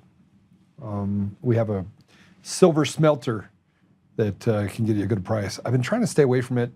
Look, everyone that bought during the time that I was actually promoting it did really well. I've gotten a lot of thank yous. And the stocks that I promoted also got a bunch of thank yous. Let me go back to this really quick. So I ran for governor, and I got out of the governor's race, and I ran for state chair. And when I ran for state chair, I did so because Britta Horn had stepped down. She came into office when Dave Williams went out. And the state, what's really interesting about what's happening in Colorado is I've now had confirmation from Washington, Oregon, Idaho, Nevada, of similar breakdowns in the Republican Party at a very standardized level, which shows me the same thing that it shows me if I were looking at what's happened across the country and around the world. The breakdown that we have in the Republican Republican Party is purposeful. And the people that are above the line of law, the elites and the people that are up there that are creating this chaos, they're actually paying people. They're literally writing checks to people to go into the party and destroy it. True story. And over the last 60 days, when I stepped out of the governor's race, you have three candidates that are running through the primary: Barb Kirkmeyer, Scott Bottoms, and Victor Marks. Victor Marks is rife with pretty much every controversy known to man. Won't debate anyone, doesn't want to give anybody he doesn't want to have the conversation about why he's actually a legitimate candidate. He just wants to say that I'm not going to go run in the mud. He's got a lot of stuff to answer for, frankly. A lot of stuff to answer for. And the fact that anyone would vote for a man that has this much to answer for, who won't answer for it, just come out and have the conversation. Like when I go on to Ryan Schuling's, or I go on to any one of these shows, by the way, I'm really good for ratings. You say what you want. Every time I get on a show, it goes from 5% to 1,500%. And I'm like, listen, but I'll answer any hard question. But the reason why I got out of that race is that you have a couple of very good. Scott Bottoms is my guy, right? Scott Bottoms becomes governor of Colorado, and he will change a lot of different things. But I recognize that we have to fix the Republican Party holistically across the board, have a strong state party and strong county parties across the board. And the only way to do that is I hate the word unity. It's to tear it down, Wreck-It Ralph, and make it an organization that represents the interests of the people in the community. And then people who are ethical Democrats and independents will flock to the party because it will represent what is most important to them, which is opportunity for their children, grandchildren, and I call it generational ability to create opportunity for themselves and the people around them that they love. Here's what I've learned in the last 60 days. There's a lot of people that don't want that. There's a lot of people that tell stories about me all the time. And there's stories that are told are so flamboyantly just nonsense. They either adopt the radical left's agenda and their ideas, or their slanderous comments about me, or the other part is they just make it up. So I have a certain group of people that are like, you're aligning yourself with this person, therefore I can't vote for you. To hell with the party. To hell with the idea that we need a strong, centralized state party in order to capture the hearts and minds of the people of Colorado. We have to be able to do the things that we said we're going to do. Represent the people in the community. Get back in there for town halls. Make sure that we actually undo some of these draconian laws. Put places of opportunity, put in trade schools and reform education, get rid of the administration, create opportunities where we're not cutting off penises and that 20% of our parents are running away from the public school system because it is so draconian and so invasive that it literally is destroying what it means to be a parent.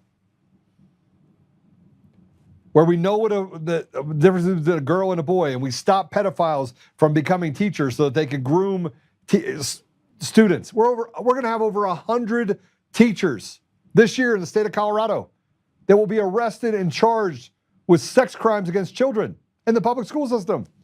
100. It was 39 last year. It's 100 this year. And over 30 of them are in one county. Jefferson County, Colorado. There's 64 counties. One county, over 30. And every time I turn around and I have a conversation with people that are SEC members, that vote, they all have something to say about someone else. 90% of them, though, I'm like, I understand you. I hear you. Mission driven. Let's fix the structure. Let's make ourselves viable. Let's make it so that the 900,000 plus Republicans in the state want to support and invest in a mechanism that will allow for them to have a voice into the future. Let's make it so big that every Democrat and independent doesn't want anything to do with the Democrat Party, which has been captured by the Democrat Socialists of America. Let's give people back their voice. Let's become the party of black and brown and yellow and purple people. Let's become what the Republican Party stood for when it stood against slavery and fought to make sure we could end it. Let's make it the party that stood against segregation. See, now the Democrats are going back to let's resegregate. Why? Because eugenics were the thing that they wanted to push towards the entire time. Let's genocide entire generations of black and brown people, and then let's tell them it's a right. Your body, you could do it. And by the way, let's have a bunch of radical leftist white women be the ones to tell black and brown men and women that you need to listen to us because we're the smartest. And we know that you don't know how to use a phone or a computer and that you're dumb and can't have an ID. These are the things that the Democrat Party has been pressing into their community for so long. But as I have conversations with people in all 64 counties, chairs and county chairs, I meet some of the most amazing people I have ever met. And then I meet the people that aren't. And I have people that come to me and say, I'm gonna help you with your campaign. And these same people want to sit and fight with other people, call them names, and slander people. So much so that if you didn't see the show that I did last night or yesterday, I recorded that on Thursday, excuse me, it was Thursday that I did that.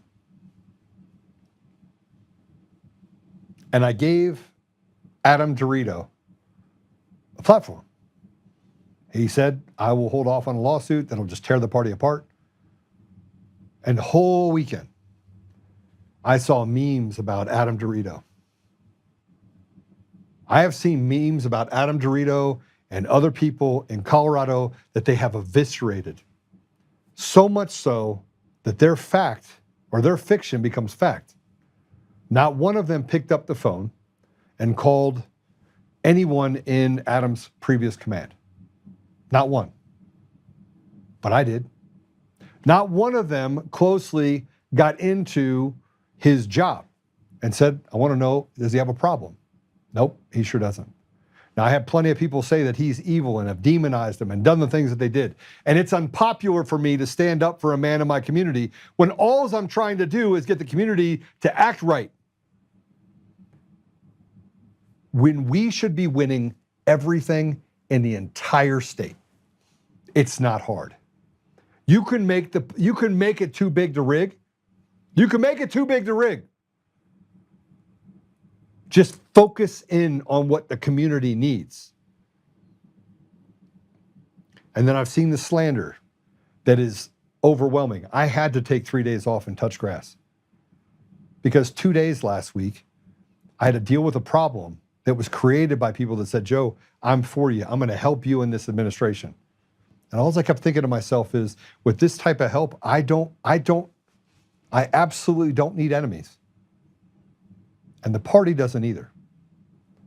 The amount of, and I believe the text message from single person was, you said you wouldn't betray me.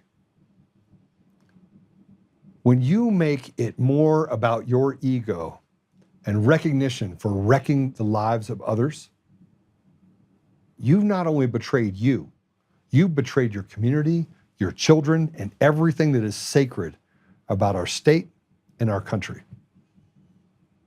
It is difficult for me not to call people retarded. It became even more difficult when I had to figure out how am I going to do this job and be tolerant and patient?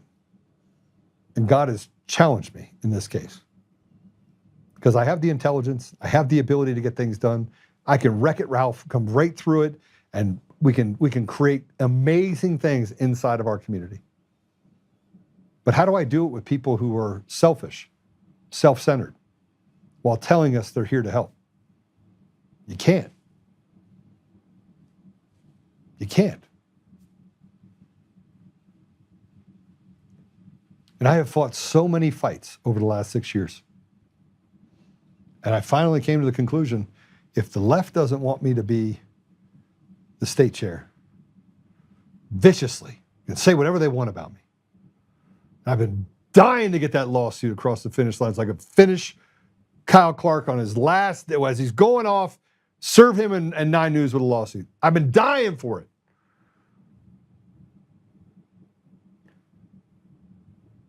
If the left doesn't like me, and there's a certain group of people that desperately don't want to fix the Republican Party by promoting someone that all being nice people, they're nice people.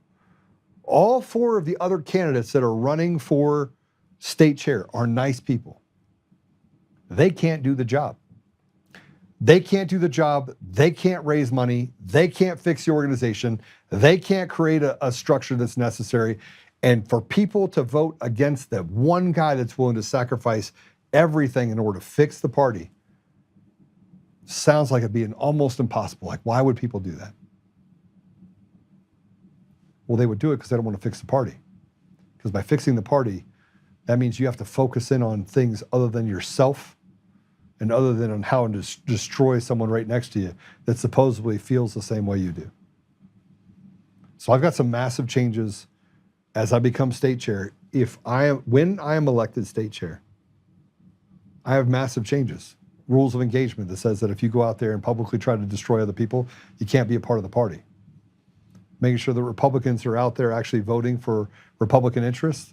They can only represent the party as if they have less than an F rating when it comes to how they vote with policy. Because if you're voting for policy and you vote against the American people that put you in that position, then you don't deserve to hold that position. We're going to create accountability that can be launched across other states. And every state I talk to faces the same problem, an infiltration of people that are selfish and want to destroy everything that the party represents. This is not the party of Reagan, but it should be. It should be the party of the people. And Reagan was very clear. He goes, look, I don't care who you are. All I want to do is what's good for the community. And every time the government steps into a position, they never do good. It degrades further and further and further and further. And 20 years ago, when they decided they were going to use machines on a large scale in order to steal elections, that's when degradation just fell off a cliff. So I'm going to do a video, and I'm going to walk through this. And I'm going to get attacked from every side again. And I'm going to put this up to the people of Colorado and the people around the country. Either you want to fix it or you don't. And the party deserves what exactly it is willing to put up with.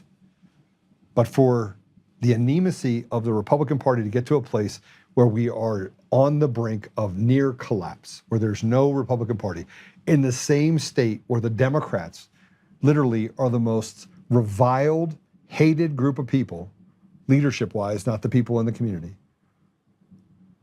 it doesn't make any sense.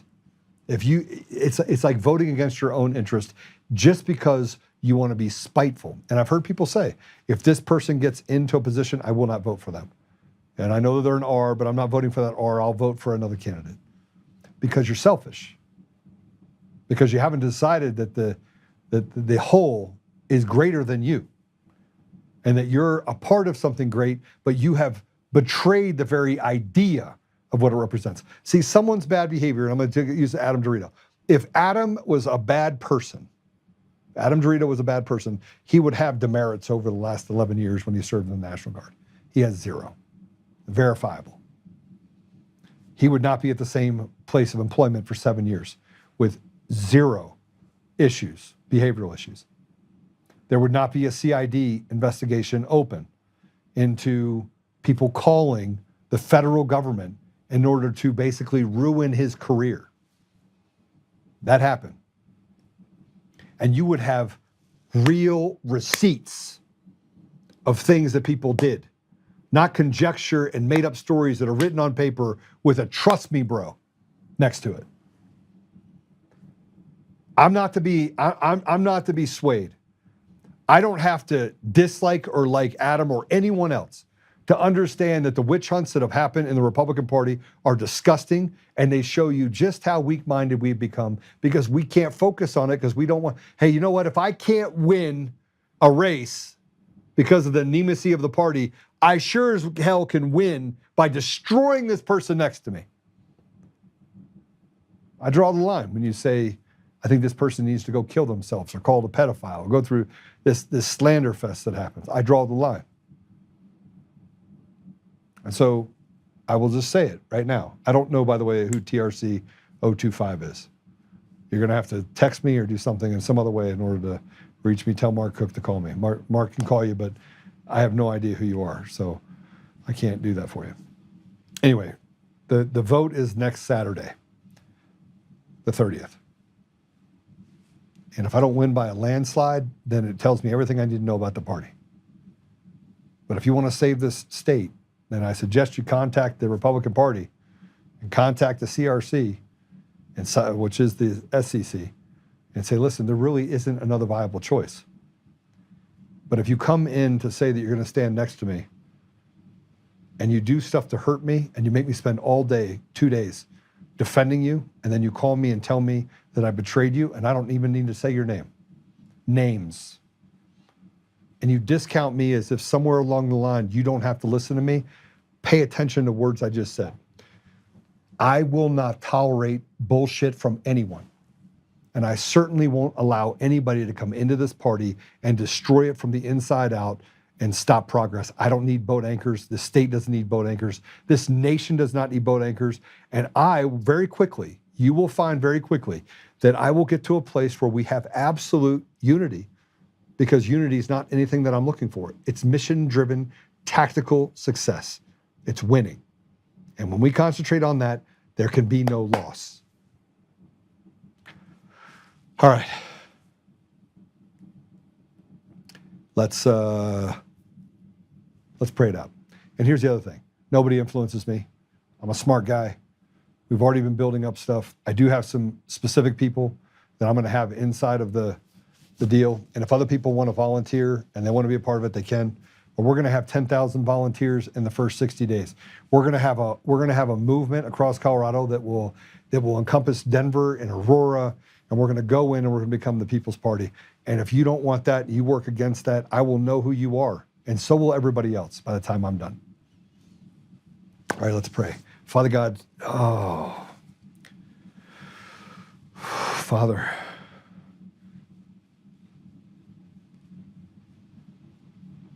we are tired, and I just want to just ask you for forgiveness. It has been, I'm so angry. Not angry meaning I'm just angry. I'm just upset over the fact that I keep looking for you to do the work that frankly we need to be doing.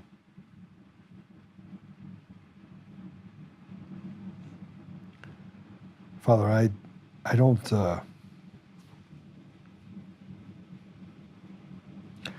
have the answers. And sometimes, personally, I get to this place where I feel like it's a place of despair, and I know that in the end, your will be done regardless of what happens. And yet sometimes I feel out of control knowing that I shouldn't be in control. And I have a vision for how I want things to work out, and I just know that I need to be able to lean into you and hand it over to you. So Father, forgive me for not doing that. Forgive me for seeing things in a way that shows that I really don't have a lot of faith anyway. Or at least I'm poorly showing it.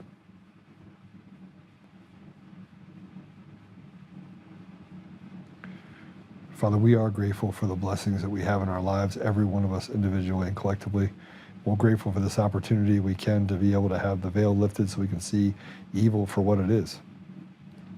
I'm grateful, Father, that I can separate bad people from good people and stop holistically looking at it as that the Democrats versus the Republicans. I recognize that that's just was wrong. I recognize that some people stand on the side of a field because of public pressures or even because they of the reputation that's been created by a system designed to destroy everything that we represent as people. Father, we recognize the talents that you've given us. We recognize the courage and sacrifice that's come before us. Father, I just ask you to give us the tools to be able to separate the good from the bad and to a place where we can actually affect change in our communities and do so authentically and with absolute integrity. Help us, Father, that we may pay attention to organizations like Jeff was talking about, Jeff Kyle, and the work that he is pioneering to help his brothers and sisters that served. Help us, Father, that we can, as we build out these projects to protect churches across the country and to really stand strong in our values and in our faith, that we can do so with honor, but also with peace. Father, we're grateful for the sacrifices that came before us. And we're grateful for the roles that we play. We're grateful for the people that you've put in our lives individually and collectively. We ask you, this, Father, that you would just lift the burden off of our leaders and allow for the good to overcome the evil in such a pronounced and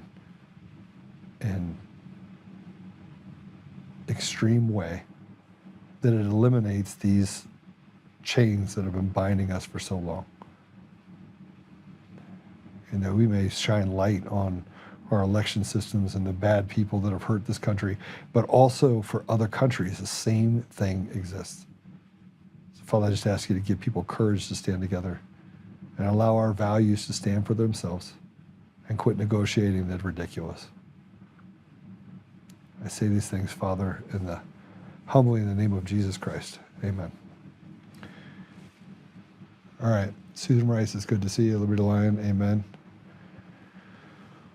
I want to help. Please reach out to me if there's anything I can do. My family is happy to help. Thank you.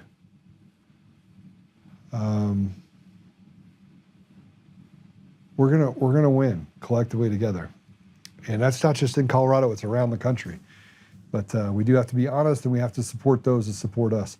We are going to start some sort of mission where we, one of the things I'm going to be doing that's going to be crazy, call it Wreck-It Ralph, is that I made this list of businesses, and I'm going to have volunteers. Their only job is to call businesses in their community and say, listen, are you left or you right? And they'll say, well, I'm left. Okay.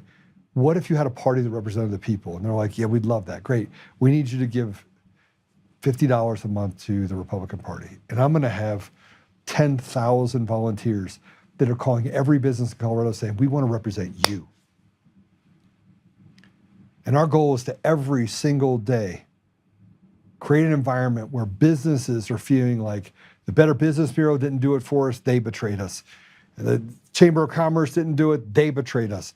And they betrayed us, and they betrayed us. But this group won't betray us. This group will have a town hall, will send people to the legislature, will do everything they can to support and destroy the evil that has taken away so much from the great state of Colorado. And then that will be the thing that we take to all 49 other states.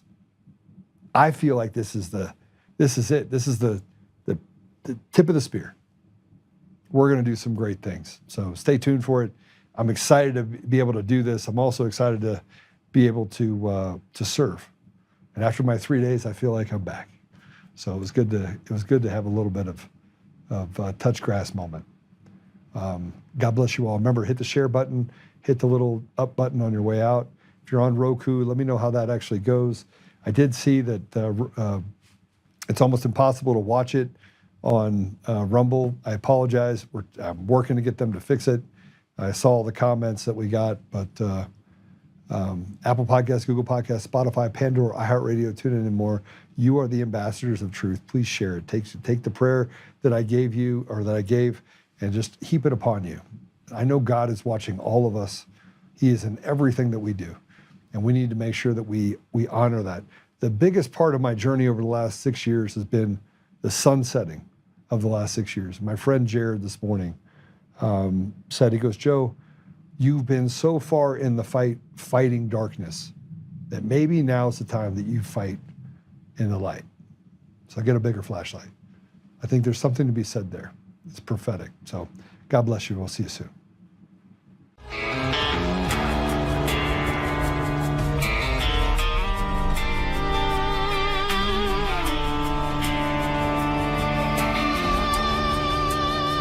Rise up untamed, in the heart of the fight where the wild ones roam. Joe Oltmann's calling, bringing truth back home. From conservative daily to this untamed fire, we shatter the silence, lifting spirits higher. No chains can hold us, no lies can prevail. Authentic and fearless on this rugged trail. Patriots gather under stars and stripes. Untamed nation, igniting the night.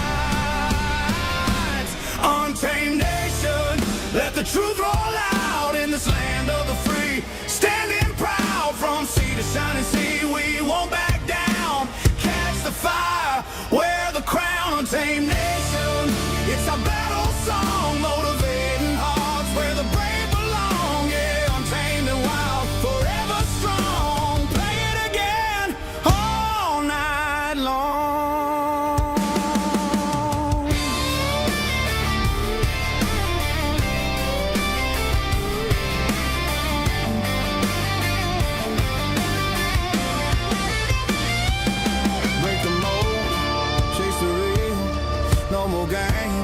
Time to heal. Joe's voice leads the untamed crew. Truth matters through and through. Untamed nation, let the truth roll out in this land of the free. Standing proud from sea to shining sea, we won't back down. Catch the fire, wear the crown. Untamed nation, it's our battle song, motivating hearts where the brave